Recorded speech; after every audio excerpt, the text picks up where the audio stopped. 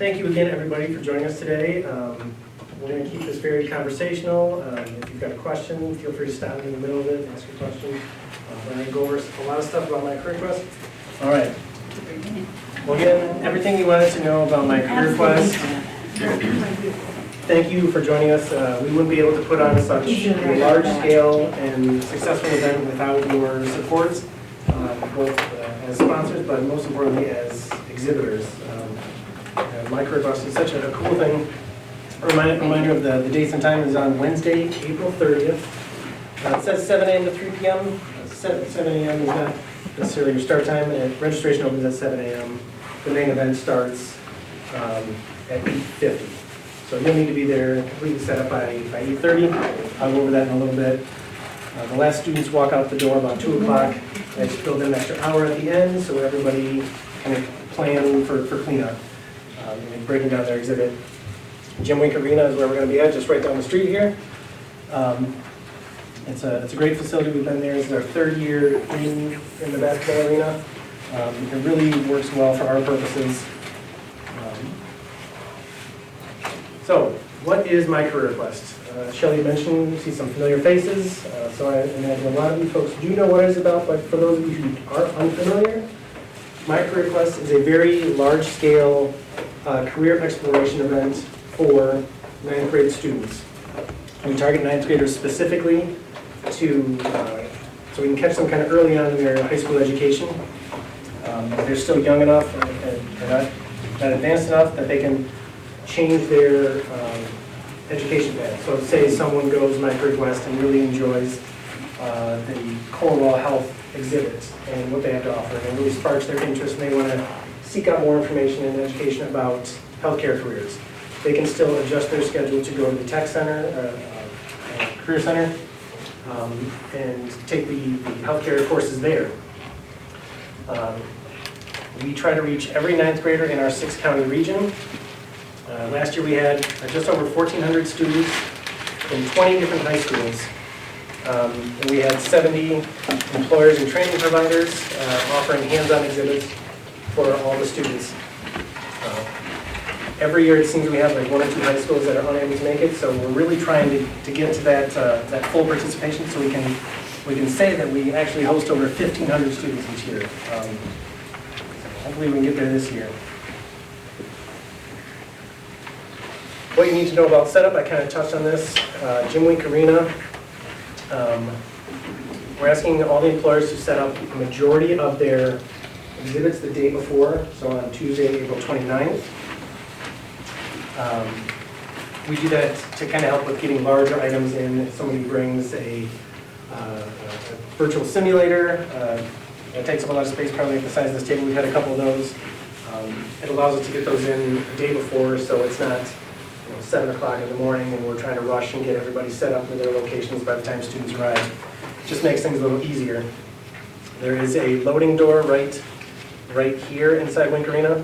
Wink Arena is actually the white roof part right here. There's a loading door there, so we're asking our manufacturing partners, employers, to come at 12:30 to set up. All this information will be emailed out to you ahead of the date, so don't feel like you have to remember.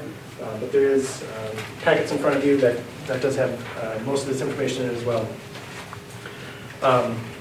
So yeah, our employers will set up the day before based on what quadrant they are in. Manufacturing goes first because they are furthest away from the main loading dock. Get those folks in first, and then moving on down with our training providers coming in last because we're having our CTE providers set up as well, and they have class until 3 o'clock in the afternoon, so for them to get there before then is not likely. When you do come for setup, you can drop off at either entrance. Our staff will be on hand, ready to point you where you need to be, where your booth is, help with unloading and getting stuff to where you need it. And then we ask, after you're done dropping off, you park your car and move over to the far west side of that large parking lot, just so it leaves these closer spots for fair students and staff who are still going to be in their spring semester.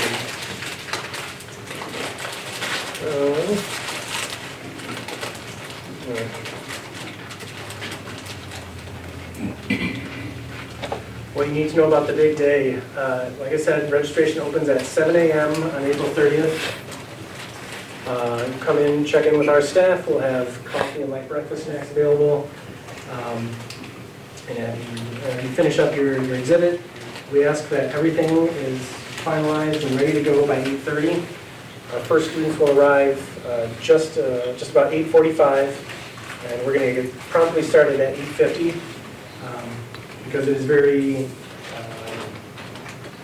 time sensitive. So every 20 minutes, students are going to cycle through each industry quadrant. So we need to stay on a tight schedule. Water will be available, especially if you're going to be talking to students all day, like I'm talking to you guys, and you want to stay hydrated. Water will be available all day, and we will serve box lunches for you at noon in between sessions. So you're already going to be on your feet all day. Wear comfortable shoes. Jeans are okay. But for those of you who are unfamiliar, this is the Wink Arena basketball court, and there are 4 entrances, one on each corner. Students will come in wearing a color-coded lanyard with their school's name on it. So the students coming into the blue doors here, with blue lanyards on, they'll go right into the first quadrant. Every 20 minutes, they'll cycle through, talking to as many employers and training providers as they can, or as they're interested in. And then at the end, those kids who came in the blue door will end in the blue quadrant and go back out the blue doors that they came in. Everything is color-coded, so it makes it easy for students and chaperones, and for our staff as well, making sure that no kid gets on the wrong bus, because that would be a nightmare.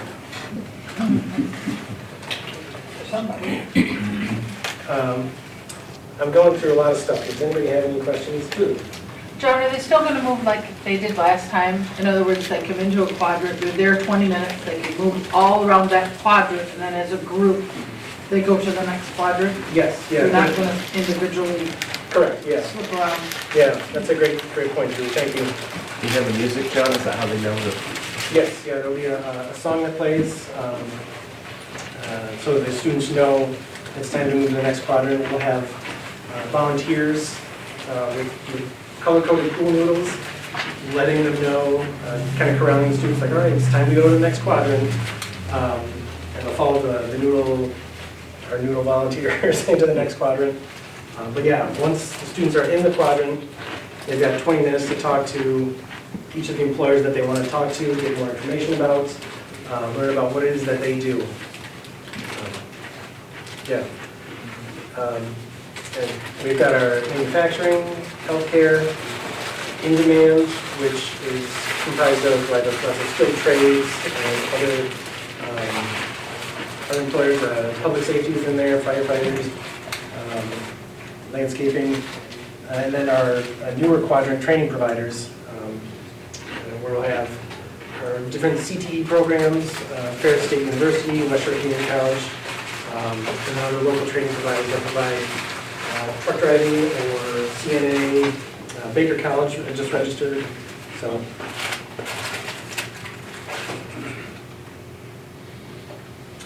what you need to bring, wear apparel that you would normally wear on the job, so that way students can get an idea of what that equipment entails. For example, if you're a police officer, wear your police uniform. Branded company items are okay. Signs, tablecloths are encouraged. Anything to get your company name and industry out there. We will have access to power. Our IT specialist is creating new specialized power strips that are going to go run the length of the basketball court. However, I do advise bringing an extension cord. Maybe bring a power strip if you have more than one item that you need to plug in. Just so you do have access to power and there are no issues. Promotional items, such as our coffee mugs that everyone gets, are fine, are perfect. Try to give them away as prizes, so it engages with the student a little bit. Say, hey, if you participate in our quiz show, you can win this stress ball or this whatever fidget spinner. Candy is good too. We have, please do not bring anything with peanuts in it, as that is a common allergy that folks seem to have. We just don't want to have any issues that way.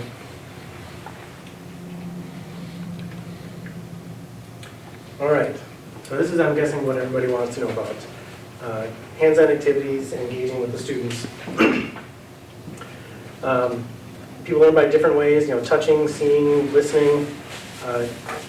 Great idea to make sure all your hands-on activity tries to do all three of those things. There's always one. Good thing it's not church. And be sure to consider your audience. Ninth graders are 13, 14 years old. Try to create your hands-on activity to engage that age, or that to that level of learning. Look at the 13-year-old you got in the picture. Bigger than you and I. Yeah, right? They're not all that large. Like I said, students will have 20 minutes in each quadrant, so keep your hands-on activity, something that doesn't take very long. Obviously less than 5 minutes. If you can make it like 1 or 2 minutes, that's perfect. So still leaves students enough time to talk to all the other employers in that quadrant. Try to engage with them and ask them things like, what do you think this tool is used for? Or have you ever seen one of these? Or can you think of a reason why we do whatever it is your work practice is? Asking them questions is going to get them to engage with you. This was a great exhibit last year. These little tiny 6-axis robots there. They're controlling basically a video game controller. Perfect for that age level. Kids love to play video games. So it's something they're familiar with, and then to see how they're able to manipulate ways to pick up the different items, really kind of connected with them. This was a very popular exhibit last year.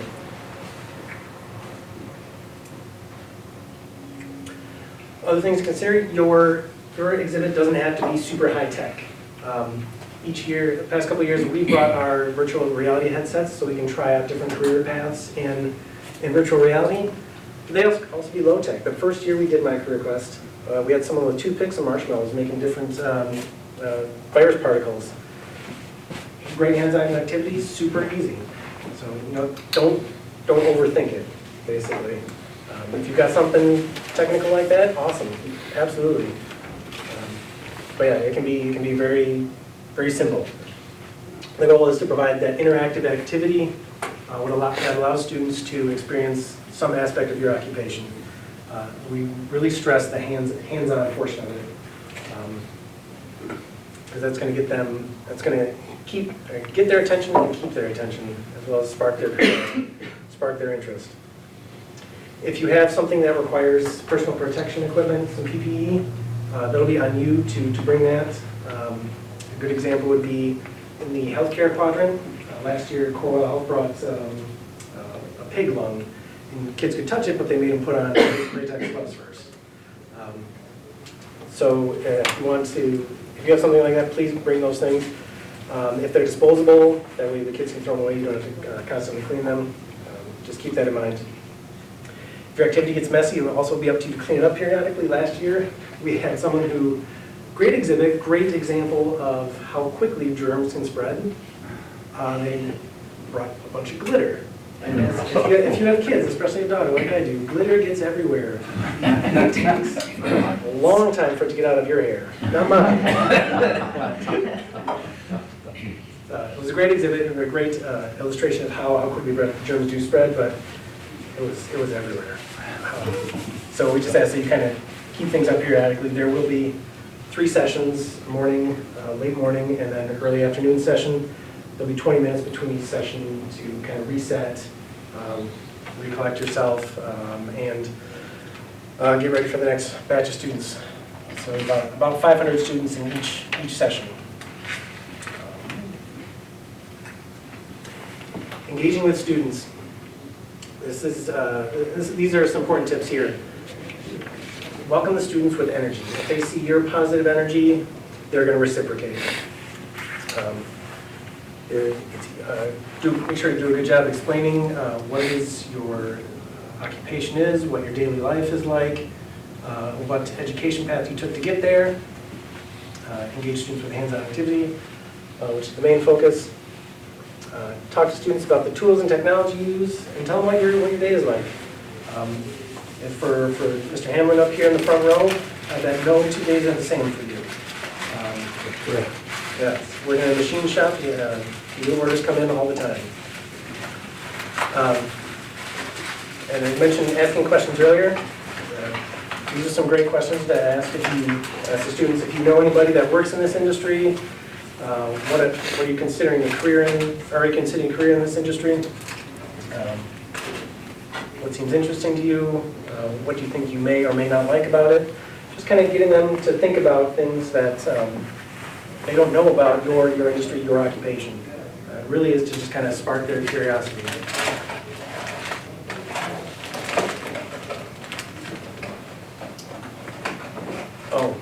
Other helpful tips, make sure your staff that are going to be there with you at MiCareerQuest, make sure they know how your hands-on activity works.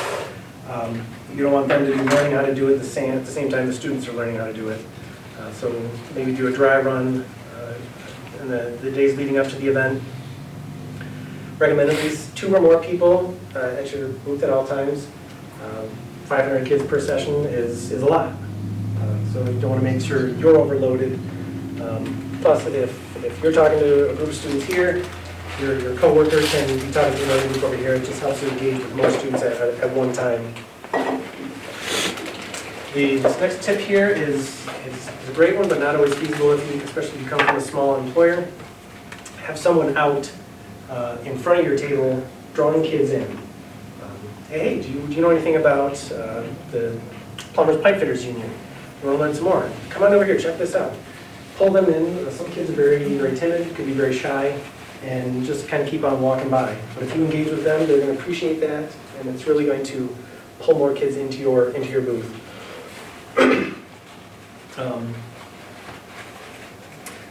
You're going to do a lot of talking in MiCareerQuest. Feel free. We'll provide water, but maybe consider bringing some lozenges. Just kind of keep your palate wet.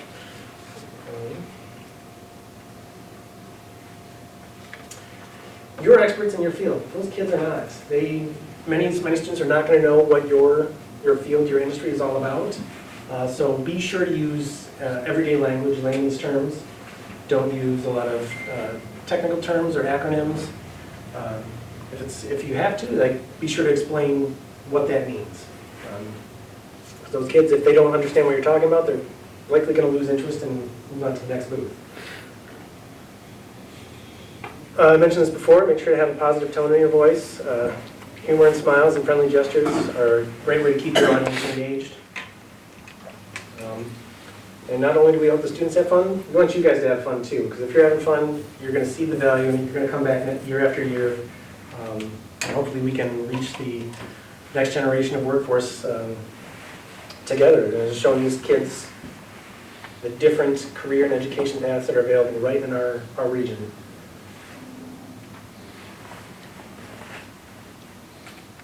Before we get to our employer champion, Jason Finch, the literal poster child for MiCareerQuest. He's a child loosely, right? Child at heart. I've thrown a lot of information at you so far. Does anybody have any questions about anything we've gone over or anything we haven't touched on? Yeah, Jamie. As far as photos go, is there a waiver they'll need to sign, liability, how does that work? We work with our education partners, the CTEs, to let them know that this is a public event, students will be photographed. Okay. And we ask them to tell us if there are any students that cannot, for whatever reason, or do not want their photograph taken. Okay. So far, we haven't had any students request that. But I think most or all schools, the students sign a waiver with the school, so we're kind of under that liability umbrella. Great question. Has this date been relayed to the career tech centers and everything so far? Because Yes. this is the same day as the Michigan Construction Career Days down in Howell. Oh, really? Yeah. Okay. It's the 30th and then the 1st, so that's Okay. why, obviously I'm worried about construction and HVAC, but Yeah. so from that standpoint, We have, I want to make sure everybody's aware, so they're picking the May 1st date if they're heading down to Yeah. Howell. That's a great distinction to make. We have reached out to all of our school partners. They are aware that our event is on April 30th. We've got almost 600 students who have been identified that are going to participate so far. So we're almost halfway there to getting our name. So yeah, I believe all the schools are planning on coming. Dave? Quick, I was asking about the giveaways of the kids. Do you want to not give the things that they can throw? That's been an issue in the past, I think. Yeah, that's probably a good idea. Don't bring like frisbees or Yeah. beach balls. Yeah, that's a good point too. Lawn darts. Yeah.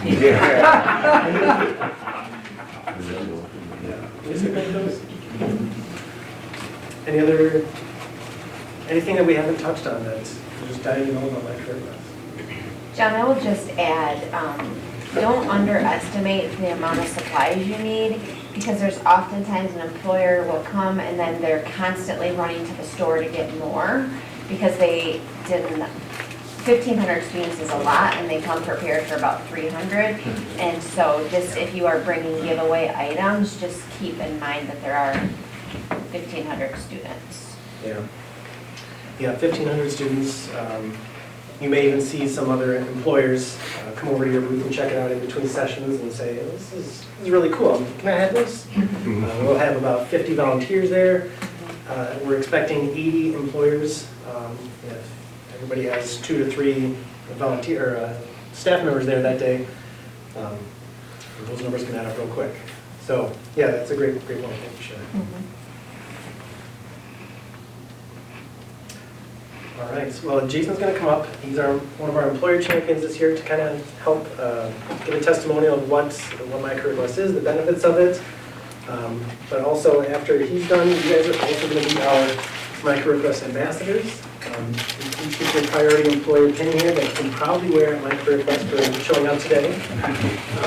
In hopes that the person at the booth next to you sees that and says, well, how do you become a priority employer? And say, come to one of these events, learn more about how to engage with students. I also gave you a coffee mug and pen there as a way to say thank you for joining us today. But I'll open it up to Jason. First I want to say thank you to the Mission Works. They put on a really good, it's like herding cats, right? 9th graders. And they're very well organized. It goes really smooth. You figure about 125 students per your little quadrant at a time in that first section or those sections. So, and what I've done, or what we've done, I shouldn't say I, but what we've done, is I try to bring in a bunch of different examples of what we do. We're plumbers and pipe fitters, so we do everything to do with piping, really. So I brought some examples of that cast iron, and these are all clamps that they can take apart and put together, and they can do it multiple times, so it's not just a one-time use. Same thing with like the PVC. The copper project is something we just, my apprenticeship class has made, and that it comes together just as a sign of the UA. That just shows them one of the things you can do as kind of a fun project. The biggest one, the biggest hit for me at this one so far, and actually I do this one and I do the one in Grand Rapids as well, is we boil water in our vacuum. And what that does, it never increases the water temperature, right? It actually kind of cools it down, but they don't realize that. So when you boil the water in your vacuum, you pop it off, they put your finger in there and try it out. They don't want to, they're all scared to do it. But once you put your finger in there and show them it's not hot at all, just, they're surprised. And they all can't wait to put their finger in the water, so hopefully. It really works out well. Good interaction, good activity, and then I can talk to them, tell them why we would do that, what's the purpose of doing it. It just shows kind of the service side of what we do. The other thing I like to do is we have about 200 apprentices, and I have found we're in construction that's dominantly, male dominantly heavily, and so I bring, like this example is Brianna. She's been to 2 of these with me now. She's a great addition to it. One of the things that I noticed that one of them, this one I think is one that happened that, I sent her, because you have to replenish your water at this vacuum. You can't use it over and over after about 4 or 5 times. For whatever reason, you got to get a new thing of water. So I sent her to get the water. These 3 gals are coming around the block. They come up looking at me. They stop. Oh, there's an old guy there. Where'd the young gal go? And they turn around, right? 5 minutes later, she comes back with the water. They come back around 2 minutes later. They see her, then they come up and engage with us, right? And then I just kind of stepped aside, let her do the talking. Worked out really well. That's just a good example. So Get the water. So that, yeah. yeah, the water. I'm going from now on, right? She's gonna run the board. But overall, it's a really good display. And this little chunk of metal here that you can just barely make out. One of the things I like to show about that is actually a piece of pipe. The wall thickness is 3.5 inches thick. Okay. you start talking in those terms to these kids and they start hearing those things, they really start to listen and realize there's a lot more out there than just plumbing in a house. There's so much more. And that starts to open up their eyes too. So anytime you can touch on something that's a little bit more not mainstream or not common, that might pique their interest a little bit too. At least that's what's worked for us, you know. I don't have any slides. This is the only one I got to go off of. But overall, it's been pretty positive. We get a lot of good feedback. A lot of times they come up and they're like, oh, plumbers, you know, but we start talking to them and engaging them, and all of a sudden they turn their mind around about, you know, oh, plumbing may not be that bad of a thing. You know, the money helps too, right? But beyond that, we're there to show the activity, show what they're interested in, get them excited about piping, which is hard to do. Not everybody wants to be excited about piping, but it does work out really well. So if anytime you can come up with an activity, something like those, where they get to touch it, put it together, we would, like for the PVC, I had it all set up in a certain way, and I have them take it apart and put it back together. It's not always as easy to think, because if you don't remember that this piece goes here or there, it doesn't look the same. And part of that is their friends sit there and look at it, they think it's easy to do, and then they kind of give them a hard time, and they try to do it, and it doesn't work, and then I try to do it, and it doesn't work right, and so it's a lot of fun, you know, it really is. And the kids, they typically like it, it's out of school, so they're in a good mood, they're in a good attitude, they want to participate. You're always going to have the ones that don't, that they want to go into a different career path, but the ones that come up to us typically want to see what we have to talk about. Yes, sir? Do you talk to them about the difference between an apprenticeship and a student loan? Yes, absolutely. We have a metric poster board that shows how much it costs to go to college and how much we pay to go to an apprenticeship. Well, because, you know, I'm from personal history. I knew a young man who got offered an apprenticeship as an electrician. Oh, yeah. That was a real gold mine for him, because he really wasn't.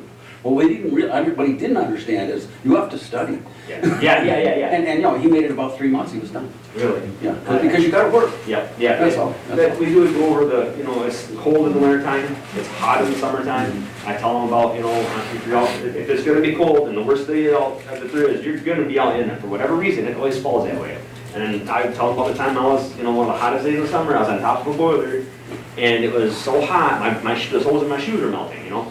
But you still gotta get the work done. You still gotta, you have to take a couple of breaks than you usually do and drink a lot of water, but typically, it's just, and so I try to relate it on that, and you know, apprenticeship is 5 years, you go to work school every 2 weeks, for a day, you get paid to go to school, but you gotta pass. You gotta be worth your money, you know?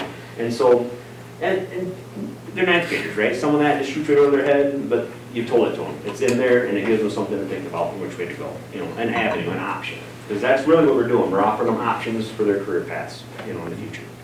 And we've had success. We brought a few people in.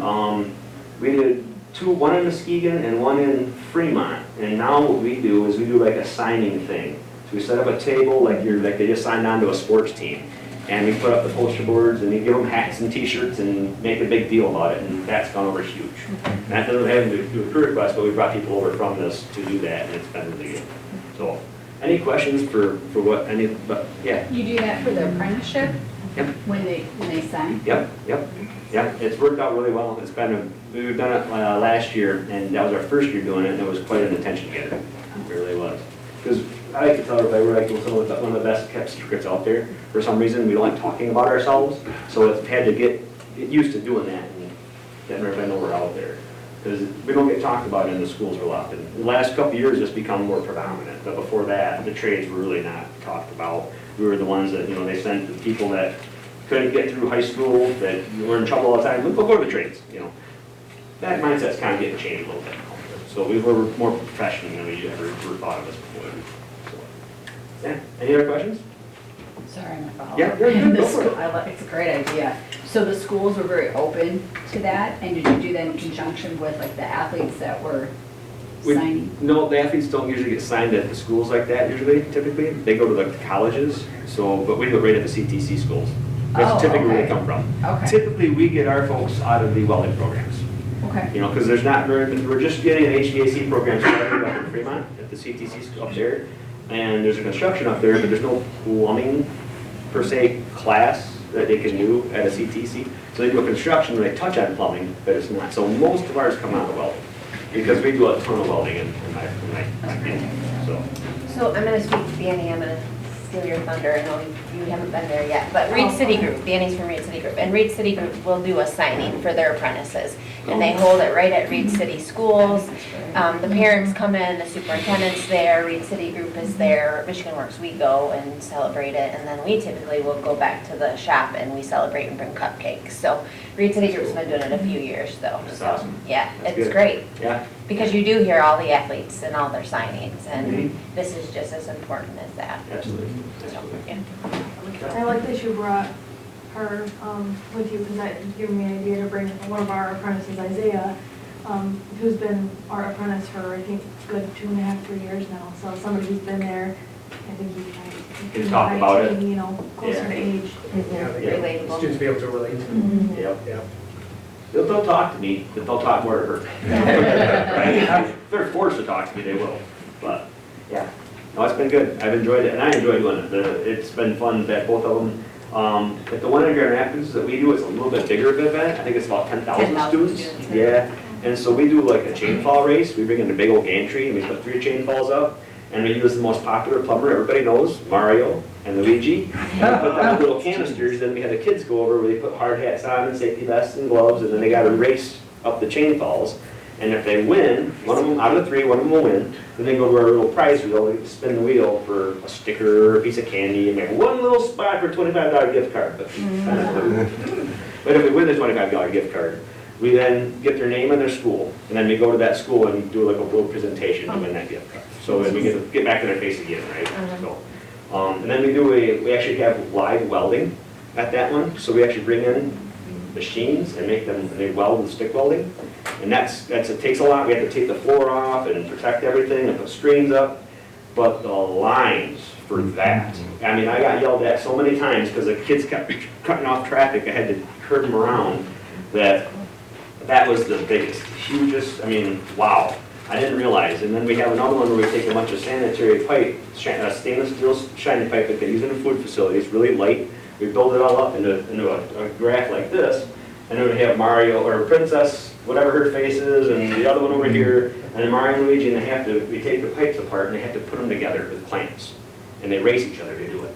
And they get a kick out of that too. But the biggest hit has been the weld. By far was that stick welding. I never would have dreamed. I had a kid cry.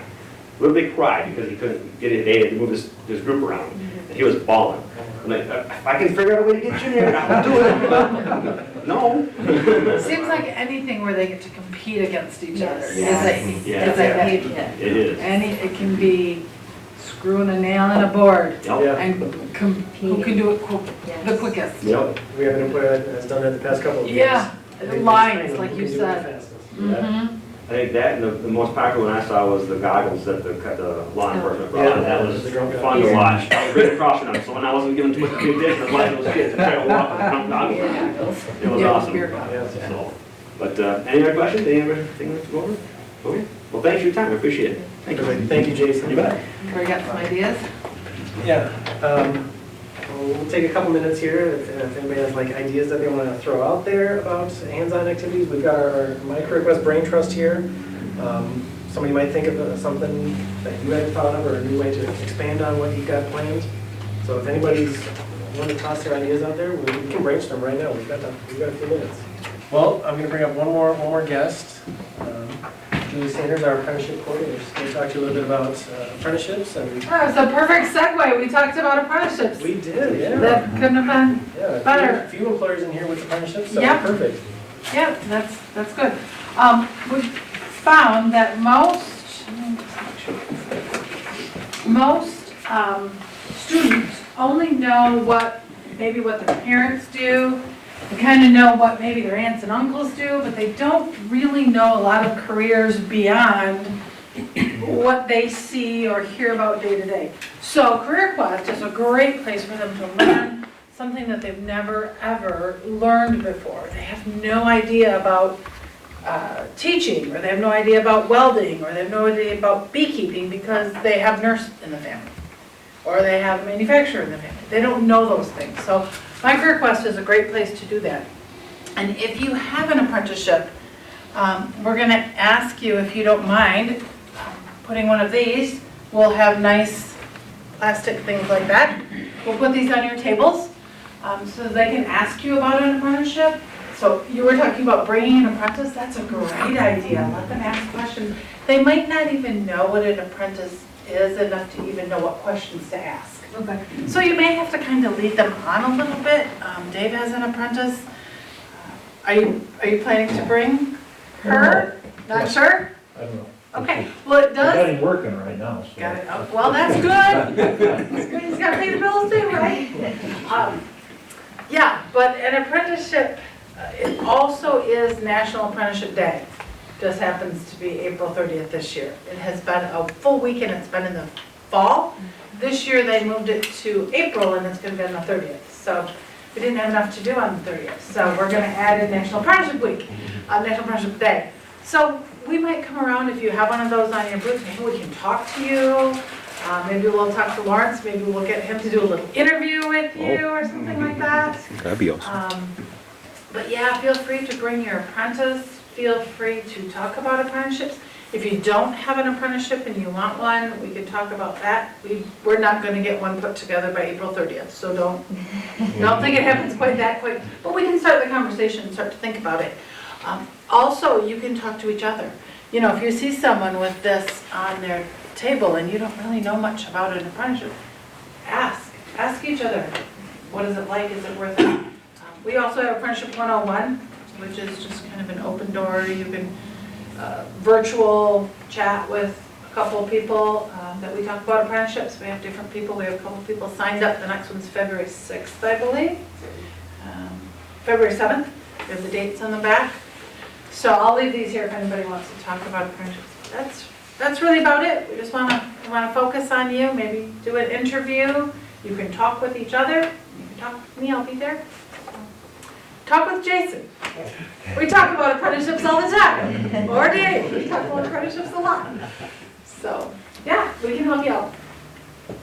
Anything? Any questions? Okay. All right. So, yeah, just let us know. We will get you one of those. Thank you, Julie. Yep.